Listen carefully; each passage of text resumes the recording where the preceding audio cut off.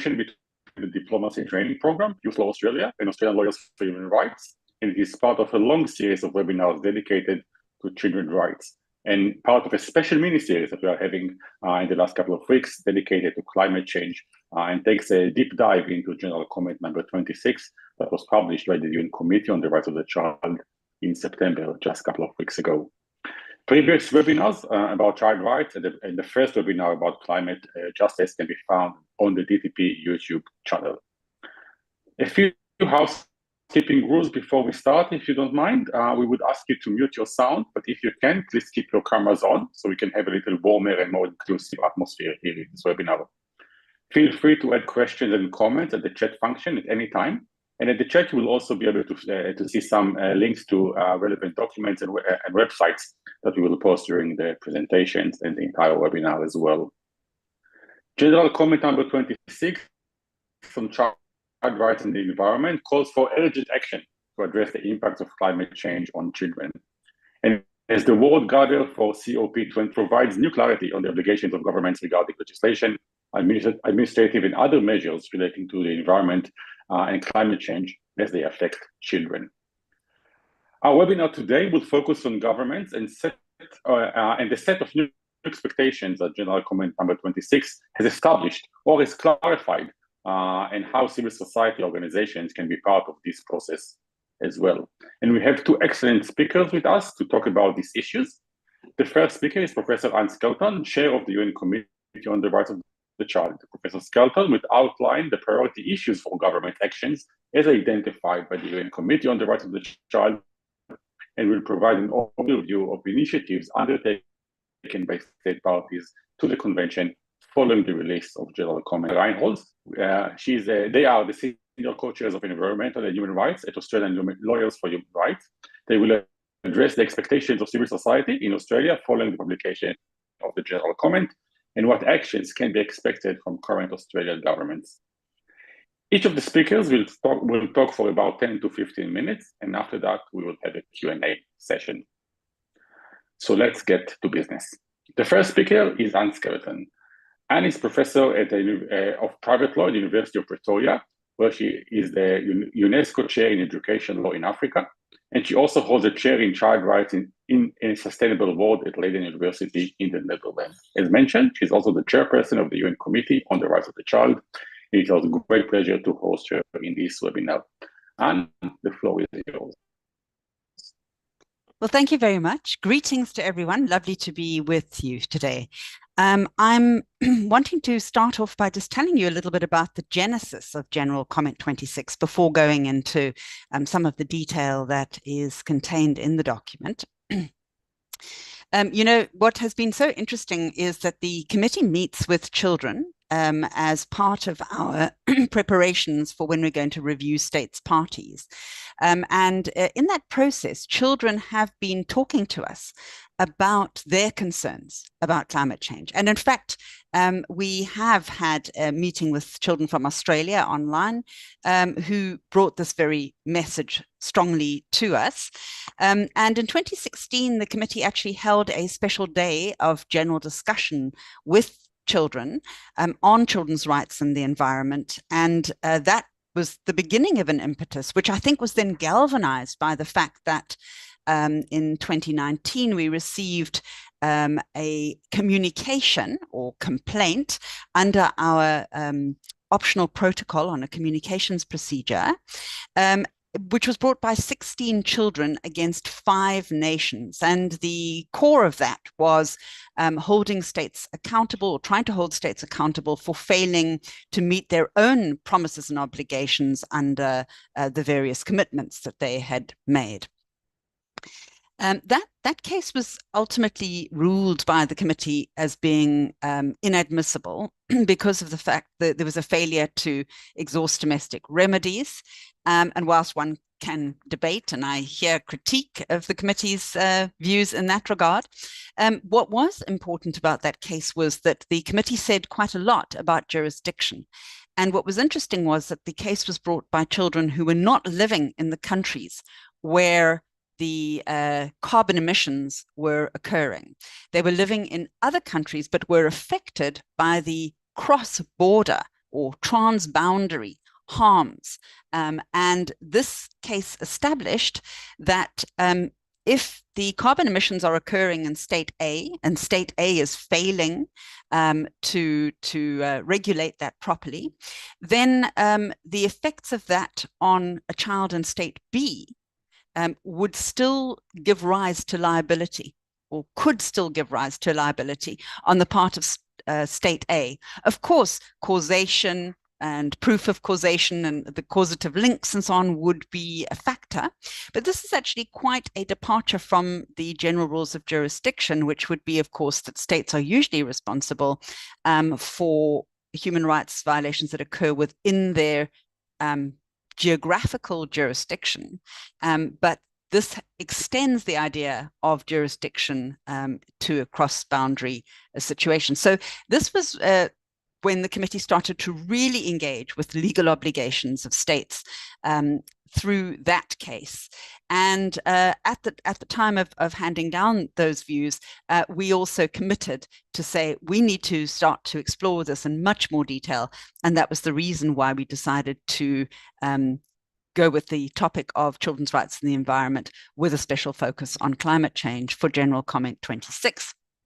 And certainly there's been, during the process of drafting, an enormous amount of interest. 16,000 children participated in consultations around the world in the drafting of this general comment. But there was also huge interest from civil society, from business to an extent, definitely from academia as well, and governments themselves engaged in the discussions about the drafting of this general comment. So we saw a heightened sense of enthusiasm for this document compared with, I would say, the kind of level of interest that we normally get on our general comments.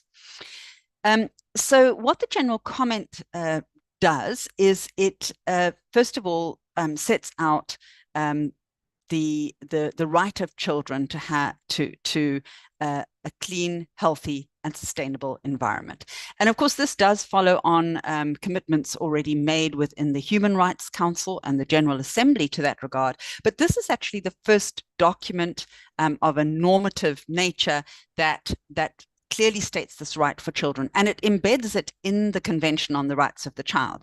In other words, it says it's intrinsically linked to rights that are already there. The Convention is also unusual in that it has two places in which the environment is mentioned, but obviously also this rests on various other rights that are in the Convention. The general comment spells out which rights of children are affected. And I would say, broadly speaking, because we don't have a lot of time, I could just say that there are two groups of rights. One is the kind of substantive rights of children that are affected. And these many of them are socioeconomic rights, like the right to health, the right to education, but also things like the right to play. And also flags particular groups, like the rights of Indigenous children. The other group of rights that is reflected on are the empowerment rights that speak to the fact that children should be part of the conversations that we're having. Children are expressing a lot of anxiety about the environment, and they are expressing a desire to be involved in the discussions. And so things like the right to be heard, the right to participate, the right to freedom of expression, the right to be involved in peaceful protest, all of these things are also engaged.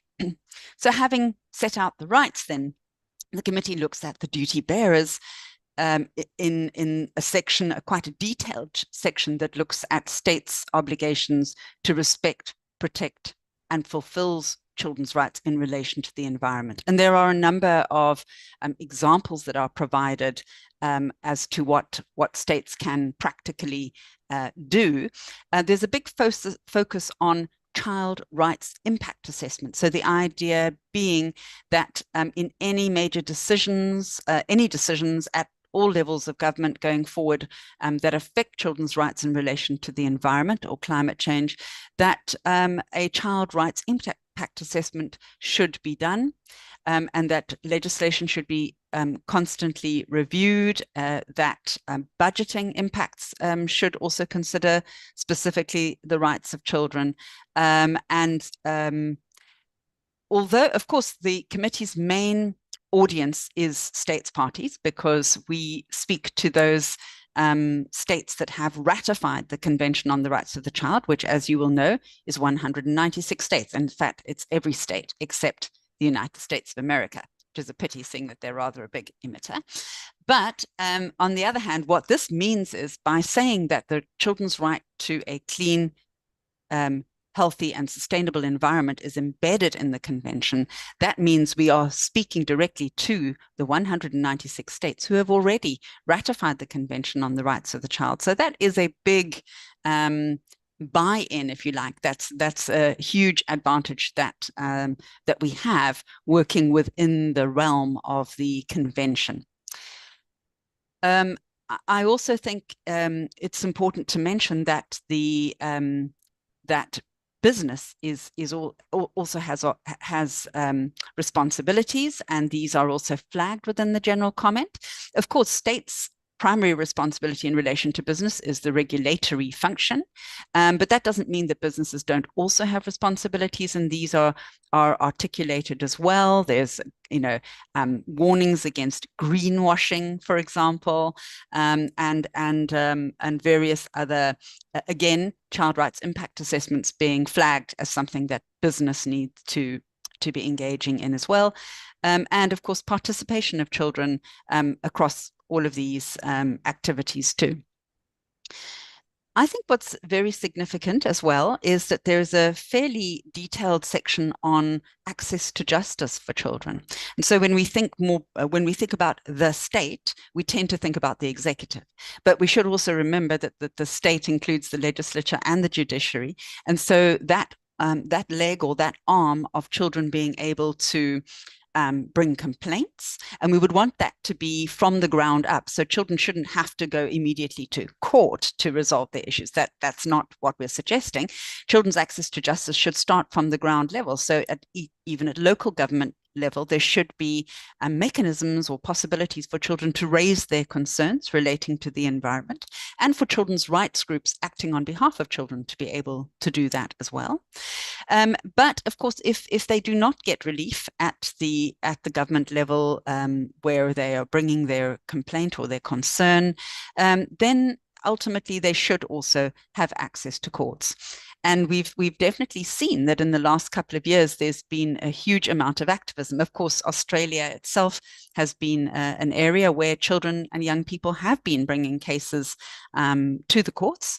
And this is just part of a much bigger worldwide trend where we see many child litigants and youth litigants being at the forefront of cases relating to the environment.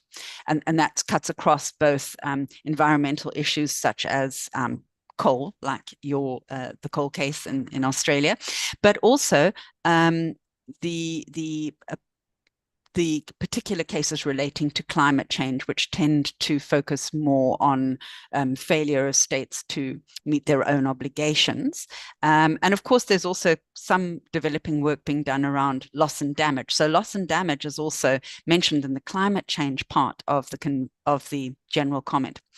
So the general comment looks generally at the environmental issues, and everything I've said so far is included in that part. And then there's a specific part on climate change, which looks at prevention, mitigation, adaptation, again, makes specific suggestions relating to child-related obligations to states under those headings, but also looks at climate financing and international cooperation. And I think this is, where we also are starting and hoping to open a much bigger conversation with states about the inequities that are present in all of these climate change debates, and the fact that real international cooperation has to engage with the fact that we share the seas, we share the skies, and international cooperation has actually got to enter a new realm, I would say, if it's going to really be meaningful in the context of children's rights and the environment. So I'm keeping my eye on the time, and I think I've used up my time. So I will end there and hand back, and hope to have some more discussion in the Q&A. Many thanks, Anne, for this presentation and for giving us an overview of what the expectations about what the general comment says and the expectation of the committee from government, civil society, and the business sector. And I think we're going to go back to some of these issues later at the Q&A section. So many thanks for providing that. And now let's move on to our second speaker. And we are pleased to welcome Anika Reynolds to this webinar. Anika is a climate policy advisor at the International Energy think tank EMBAL and a visiting fellow at the ANU College of Law, pursuing research into rights of nature and environmental decision-making.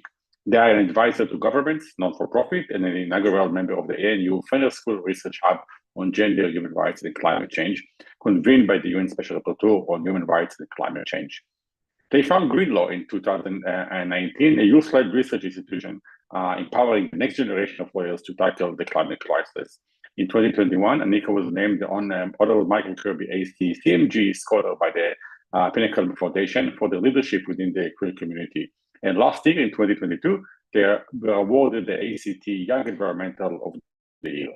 So no one is better suited to speak with us about it, the issue of civil society engagement with climate change than Anika. Please, the floor is yours. Thank you so much, Noam, and thank you, Anne, for that really detailed and really important setting of the stage of the general comment. And I think it sets us up very well to think about Australia. But before I dive into that, I do also want to pay my respects to the many First Nations across the continent that is Australia. Where I am coming from, I pay my respects to the Ngunnawal people on whose lands I'm zooming in from today. I pay my respects to their elders past and present, and extend my respect to any other Indigenous people present. I recognise that this country that I am on is the unceded sovereign territory of the Ngunnawal people. It has always been and will always be Ngunnawal country.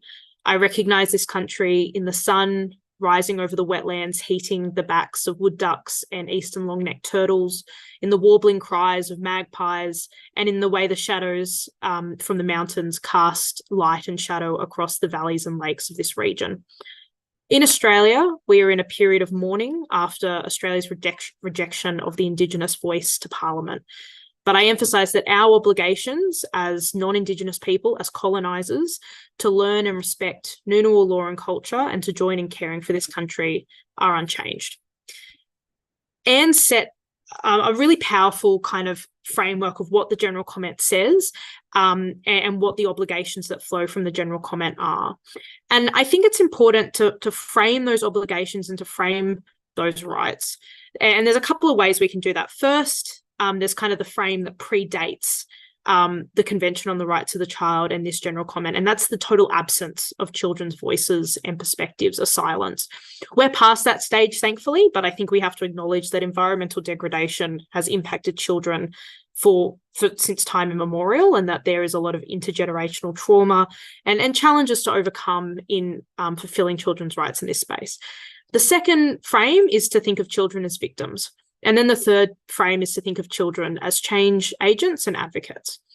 So if we think of children as victims, as people that are impacted by climate and environmental degradation, we're recognising what is well understood now, which is that there will be a devastating impact on the human rights of children because of climate change and continued environmental degradation over the 21st century and beyond. General comment number 26 really sets out, as Anne has said, how environmental challenges impact upon children's rights in a range of ways, from the right to life to the right to survival and development. So the idea that children don't just get to live, but that they should be able to flourish at every stage of their development as a child, to be able to live the best life possible as an adult, the right to the highest attainable standard of health, and a range of other human rights, including the rights of Indigenous children in particular. The general comment also framed climate and environmental policies and the idea of environmental legislation through the best interests of the child, Article 3. And the idea that the best interests of the child should actually be a primary consideration of these decision-making processes, and that children have the right to be considered and to have their rights taken seriously in environmental processes. But I think the thing that best sums up the impact of climate change and environmental rights on children are the quotes that the general comment extracts at the beginning.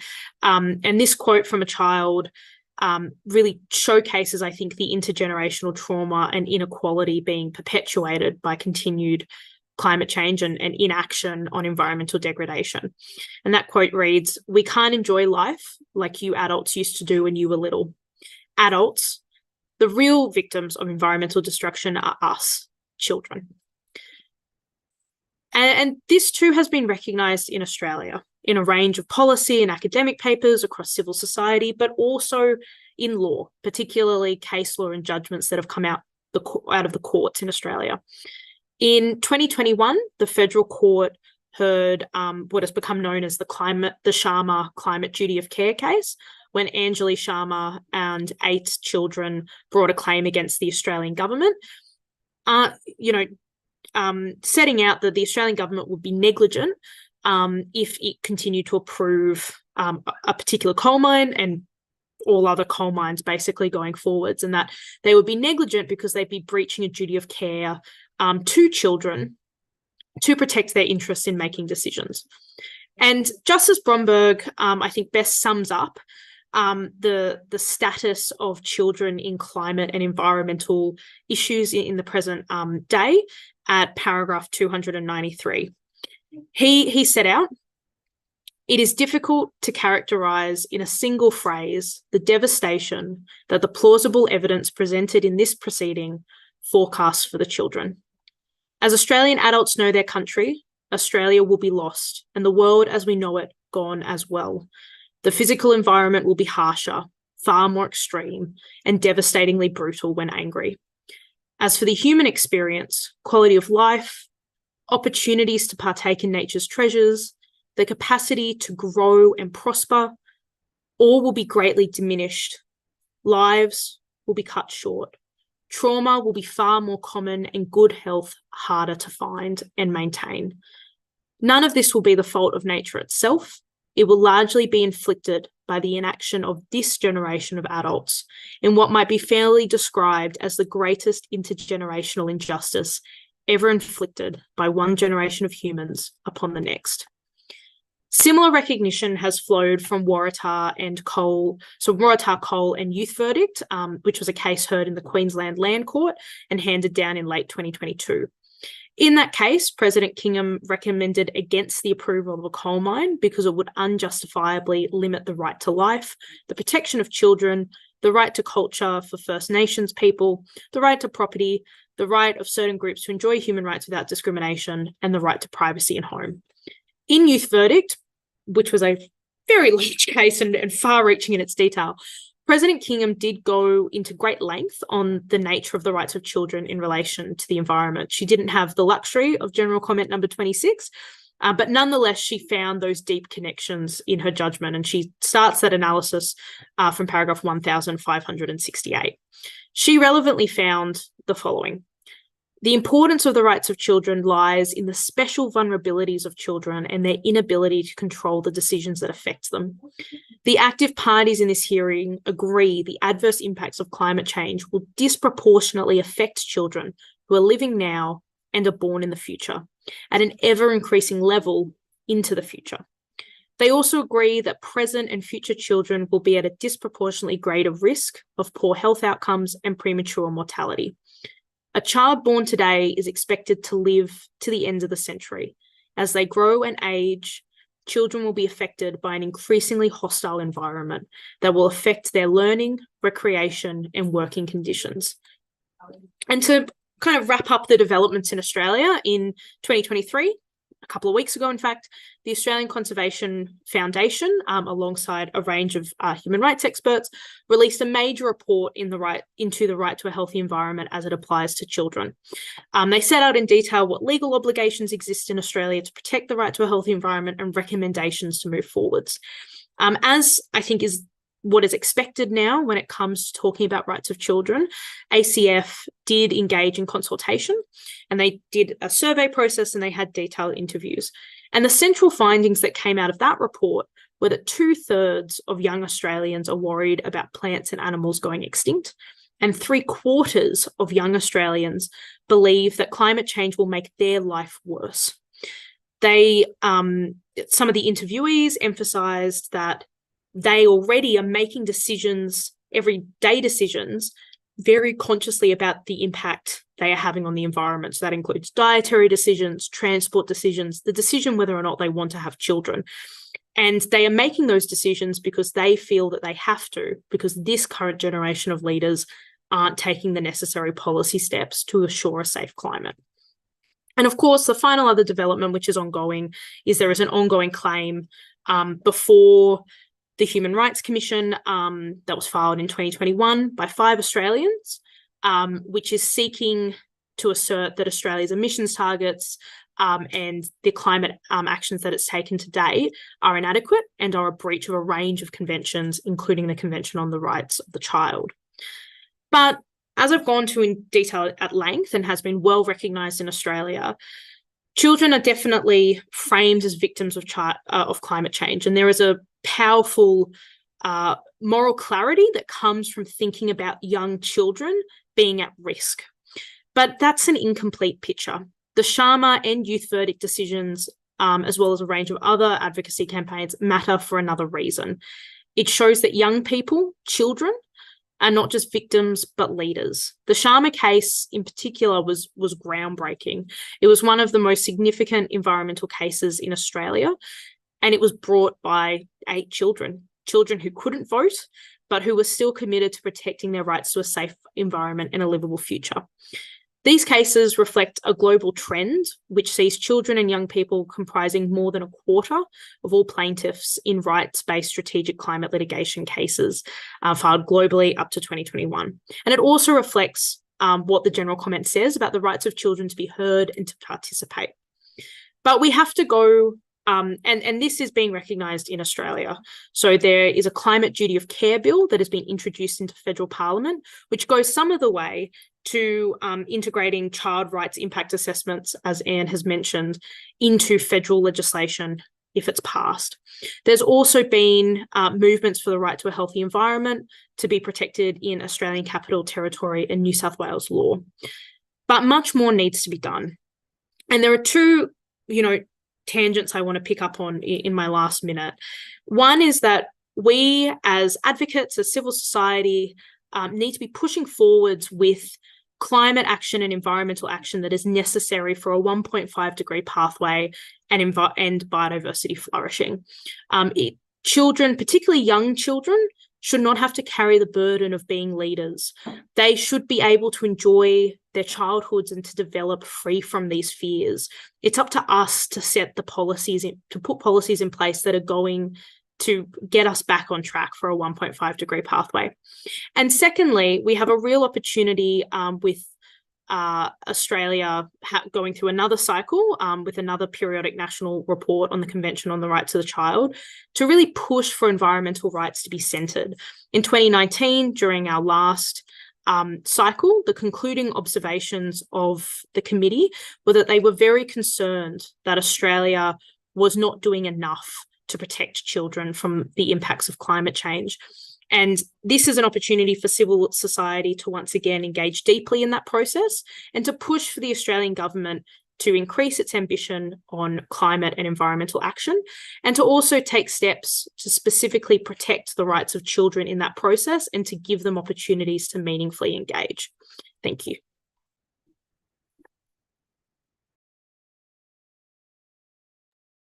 Thank you very much, Anika, for this overview of the current state of affairs here in Australia, which leaves us with the big question, I think, which also follows from our presentation, which is what next?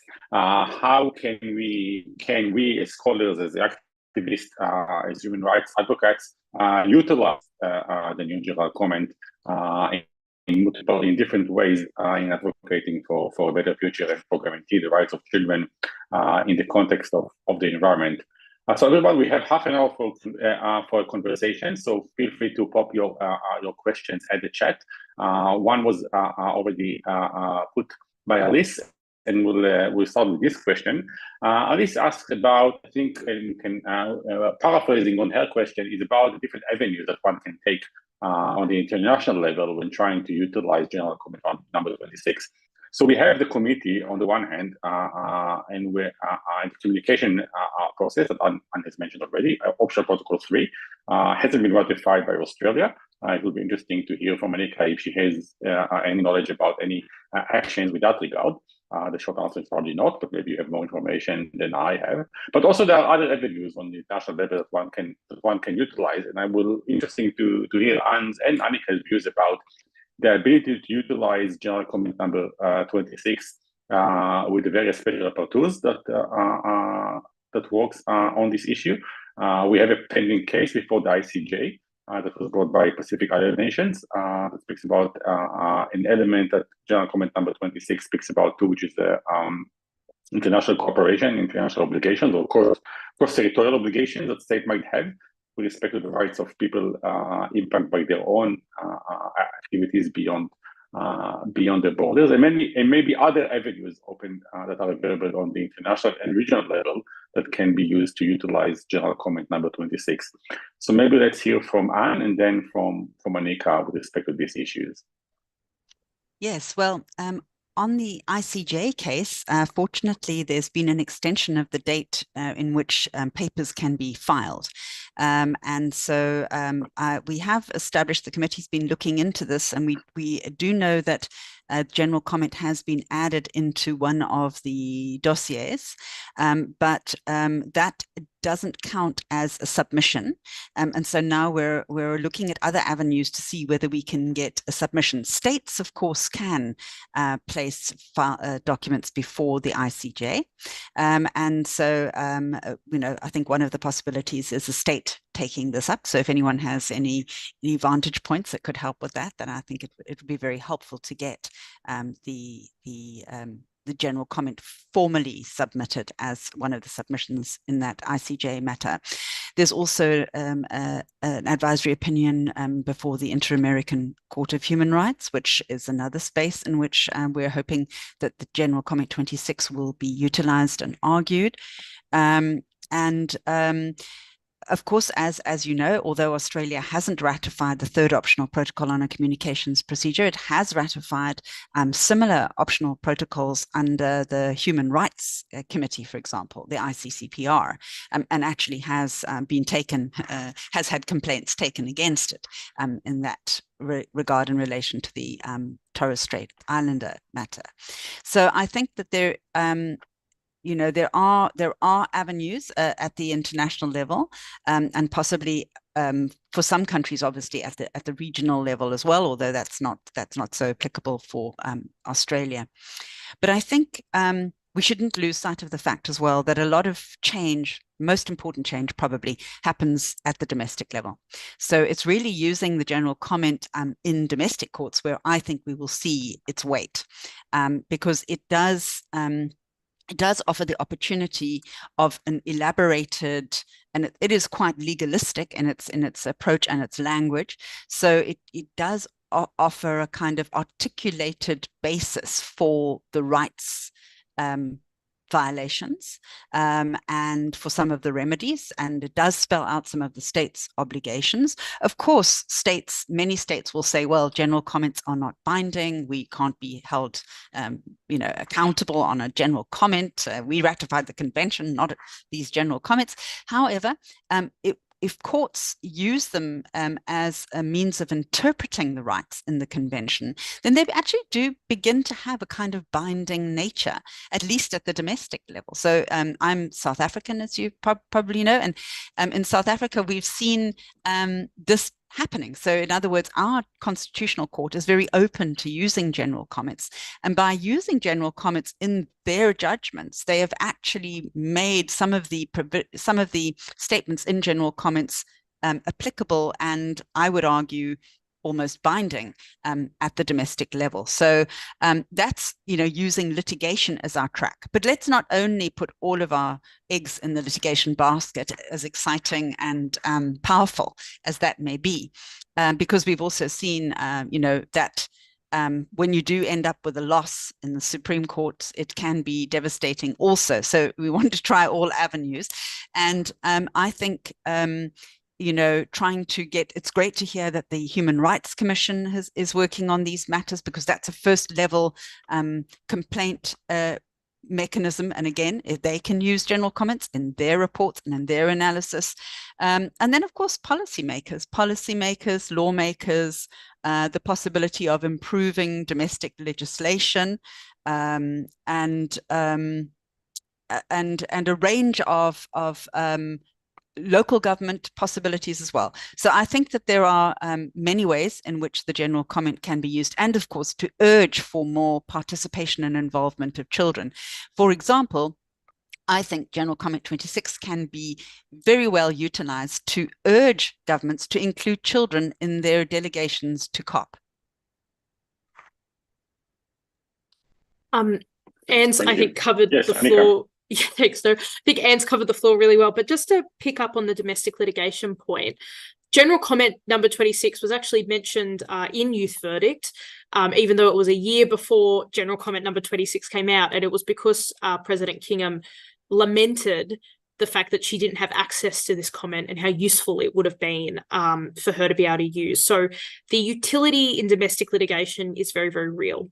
But Anne's comment also about how it's not all about litigation is also really pertinent, particularly in the Australian context, where we have 3 Human Rights Acts in the Queensland jurisdiction, in the Australian Capital Territory jurisdiction, and in the Victorian jurisdiction, where governments do need to take into account human rights in the development of all of their policies and legislation. In the Australian Capital Territory, litigation is a very small part of what the Human Rights Act has done, and a lot of the reviews of the Human Rights Act over its 20-year history have actually emphasised its normative impact on policy development and through scrutiny processes in the Assembly. So, and that's where General Comment number 26 becomes very, very useful on the interpretation of human rights as policy is being developed. So those high-level statements are really useful from an international level to inform everything that we're doing at a domestic level. Thank you, Annika. And I think I'll play a little advocate here, and despite the favorable approaches to strategic litigation, and following what Anne Philip said on the chat, we should also remember that there are cases where we fail when we engage in strategic litigation.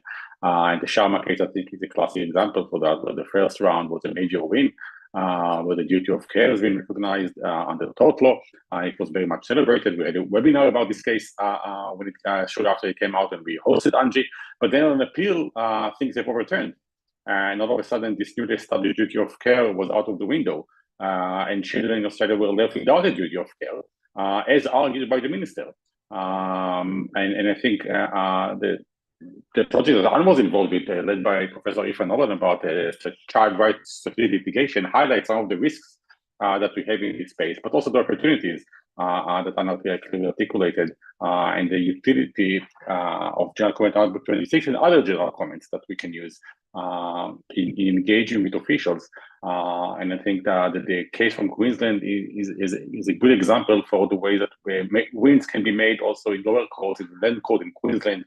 I don't think it was on anyone's horizon to utilize this tribunal for making any wins in the child rights space. I would like to go back to one point that you mentioned beforehand about access to justice, and that the fact that we need to adopt maybe a broader view and move beyond litigation, not only focus on litigation advantages, and understanding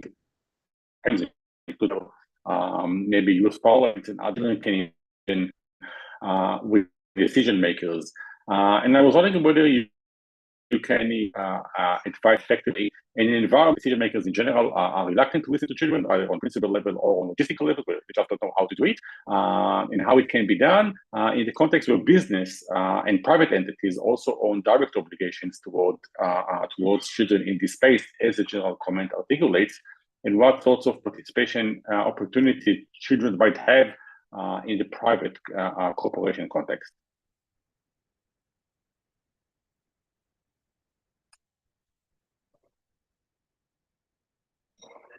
Was the question put to me? No. Yes, please.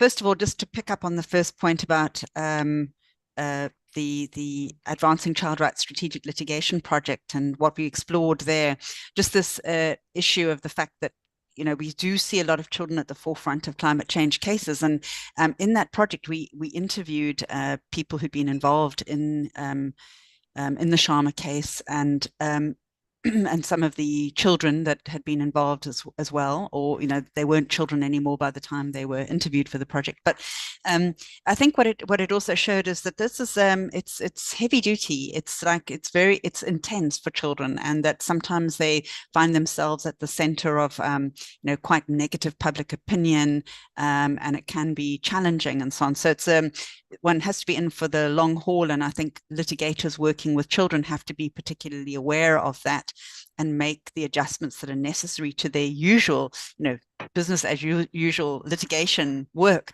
is very different when you're working both with child litigants, but also in this sort of highly public space where there's a lot of, and with so much social media. But one of the things that came out from the Australian litigation was the highly innovative approaches that lawyers had been using in using digital technologies and platforms to keep in touch with children throughout the litigation process. So I think anyone who's working with children in participation and in access to justice, should certainly look at that report, because it does have a lot of learnings, some of which came from the Australian cases and were quite positive examples. But I also think that, yes, bringing that down to, we're not going to see all children involved in litigation. We wouldn't want to. We want children to be able to have meaningful conversations at the level where they are. I recently visited Cook Islands. I've been on mission to the Pacific just recently, and I see in the chat there was a question about what can we do about children's rights in Pacific Island, small island states. And I think there is a huge awareness there. We did a Pacific launch of the general comment last week in Samoa. But in my visit to Cook Islands, I visited a local school, a primary school. And the school principal told me that he's been working with the children in the school on what they felt were the priorities in what they could see around them. And they were all very worried about the enormous amount of plastic that they were seeing on beaches and the sea, etc. And so he started working with local retailers to look at ways of reducing the amount of plastic. And he and the children were having discussions regularly about this and meeting with retailers. So I thought this is a rather amazing example of local, sort of very, very low local level, let's say, with primary school children, who most people would think, oh, well, they'll be very young and would they be able to come up with ideas? But here they were, and actually also engaging with business at the local level, again, to try and do something about this. Now, I don't want to suggest by what I'm saying that I want to put the responsibility on children to be solving climate change issues or anything like that, because I think this is one of the problems when we start thinking about what should children be doing about their own consumption patterns, or that's part of the discourse, but that's not the general comment is about what states should be doing. However, I do think that at local level, there's a lot of possibilities for engagement. Another issue would be safe spaces for children to play, and clean air, and reducing carbon emissions in places where children play. All of these things one can see a very direct role that children would be able to play in providing their expertise on what it's like to be a child and what they consider to be important. I mean, they are, after all, the experts on that. We don't necessarily expect them to be experts on climate change or how to solve these major problems. Although a surprising number of at least the adolescents are very well informed and impressive when they come to public meetings and share their knowledge. But I think at all levels, even at primary level, we can see children engaging. We just need to be a bit more open to it, I would say. And to kind of put that in the Australian context, what Anne has said, I think it is absolutely important to be providing age-appropriate mechanisms for children to engage in these policies. That's one of the things that comes through on the general comment, is about complaints mechanisms or engagement mechanisms that are free of charge, that are safe, confidential, that are child-friendly, and they're going to be accessible for children. And that means not just courts, but that means designing environmental consultation processes where environmental decision makers are actually, going and attending a school and asking questions about how children would feel about a big development happening in their neighborhood. It's about having online and digital platforms that children can navigate.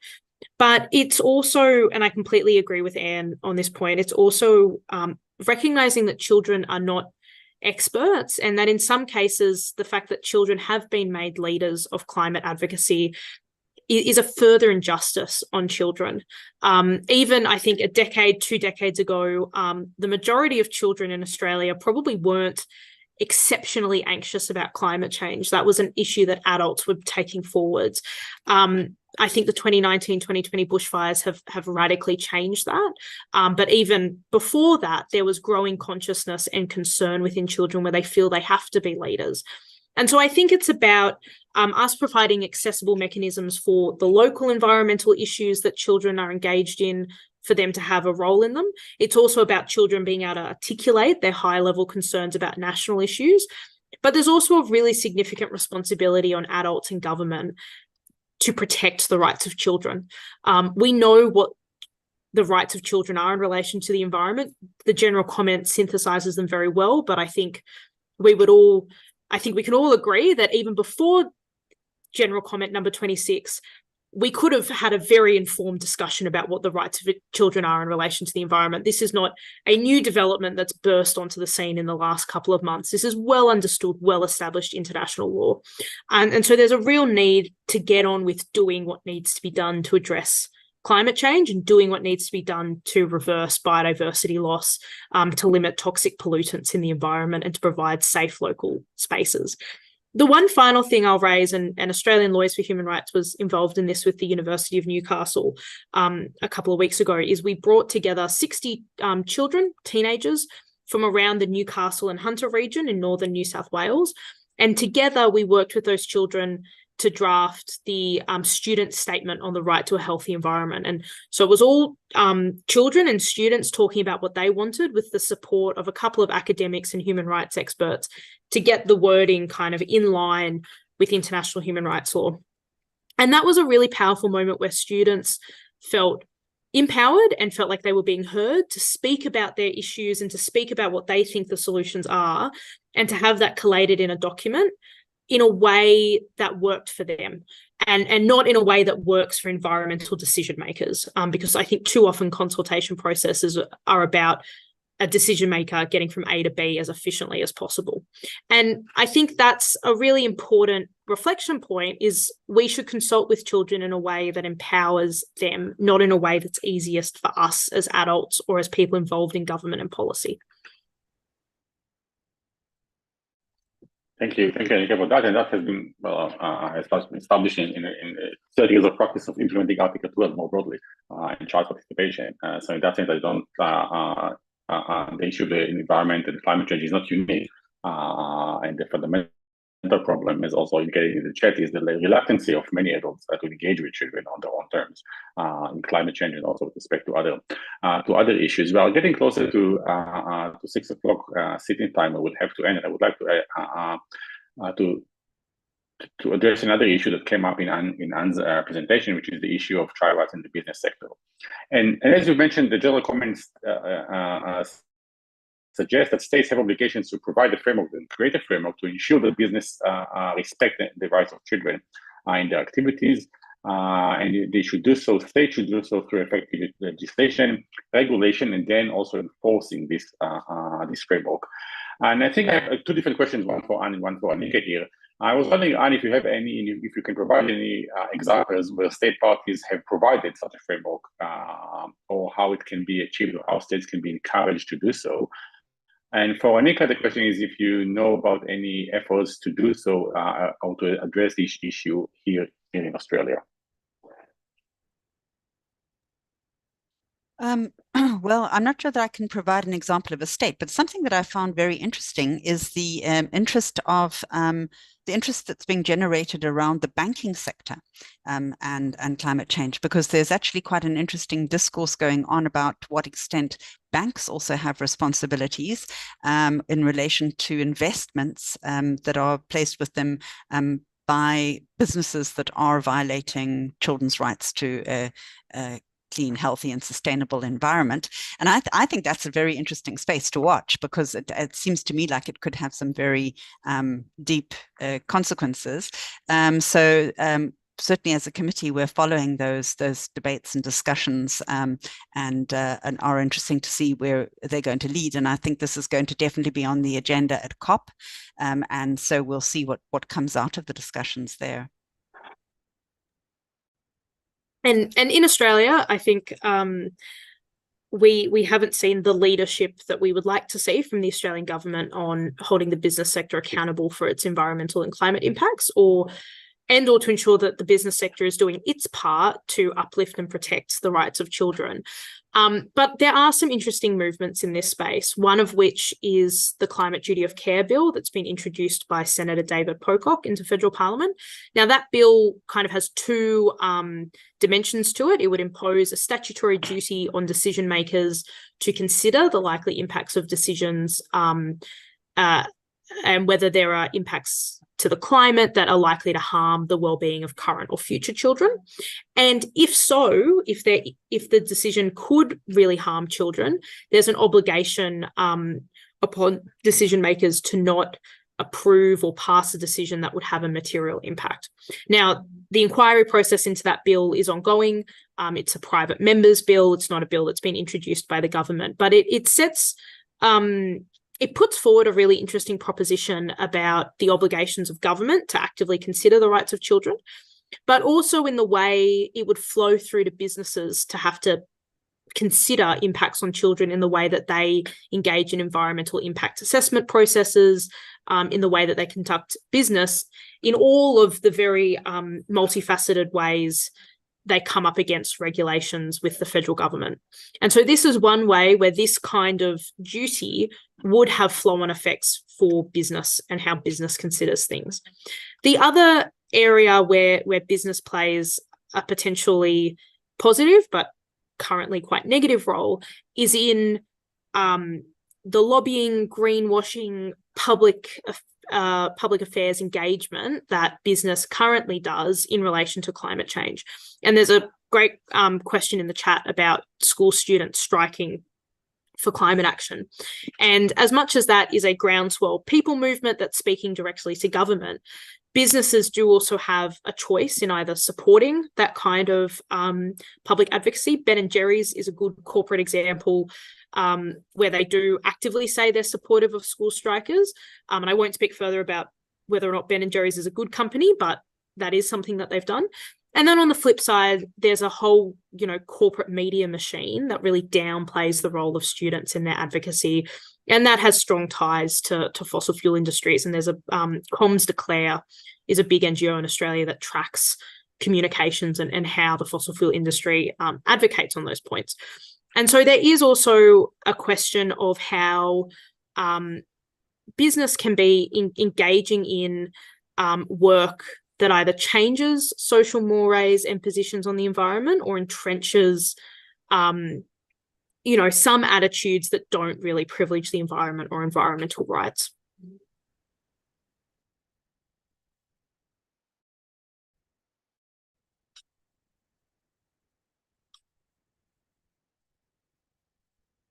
Thank you for that. Last question before we close. We'll go to Anne, and it's about looking to the future. It's looking about the reporting cycle and how states are going to be held accountable. And my question to you is what the committee expectations are in this space. What is it we are looking to see from state parties report in the context of the rights of children in the environment in General Comment number 26? And what sort of information would you like to receive from civil society through the shadow reporting process? What will be useful for you in holding state parties accountable? Yes, thanks for that. Really good question. So, of course, in the past, the committee has addressed environmental and climate change issues with states, but it has been somewhat inconsistent, I would say. Sometimes we do, sometimes we don't. But now we have actually made a specific heading in our guidelines for reporting. In other words, the clusters that we examine things under. We have a self-standing cluster now on children's rights to a clean, healthy, and sustainable environment. And this is different from the past, where we generally tended to look at this under the right to health, which is kind of somewhat limiting. So now we're able to look at it much more holistically.